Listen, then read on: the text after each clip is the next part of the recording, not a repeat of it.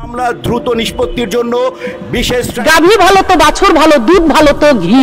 দেখলেই মাটির মানুষ মনে হয়। একটা বাচ্চাকে পেলে একটা কাউকে ঘৃণা না করে সে বুকের মধ্যে টেনে নেয়, তিনি হলেন শেখ হাসিনা। স্লোগান শেখ হাসিনার সরকার বারবার দরকার। নুসরাত ফারিয়াকে গ্রেপ্তারের পর তার কাজের সহপাঠীরা তার গ্রেপ্তারকে কেন্দ্র করে সামাজিক যোগাযোগ মাধ্যমে প্রতিবাদ ও নিন্দা জানায়।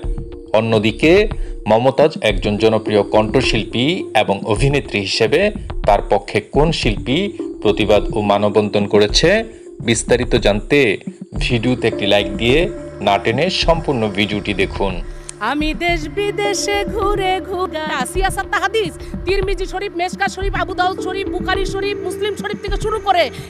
দর্শক, মমতাজ এমন একজন মানুষ যিনি তার নেত্রীকে খুশি করার জন্য অধিবেশন চলাকালে পবিত্র সংসদেও গান করেন, যা বাংলার সর্বস্তরের জনগণের কাছে একটি ঘৃণিত কাজ হিসেবে ধরা হয়েছে। শুধু সংসদে গান গেয়ে থেমে থাকেননি, বিগত স্বৈরাচার সরকারের আমলে মেডেল প্রাপ্ত পদলেহনকারী ব্যক্তি ছিলেন এই মমতাজ। গত 5ই আগস্টে যখন বৈষম্য বিরোধী ছাত্র আন্দোলনের মাধ্যমে শেখ হাসিনার পতন হয়, তখন গা ঢাকা দিয়ে বাংলাদেশে অবস্থান করেন এই বাউল শিল্পী মমতাজ। আরেকটা গাবো, অবশ্যই গাবো, কি বলেন আপনি? গত কয়েকদিন আগে ধানমন্ডির একটি বাসা থেকে তাকে গ্রেপ্তার করা হয়। এরপর থেকেই তাকে নিয়ে শুরু হয় ব্যাপক আলোচনা সমালোচনা।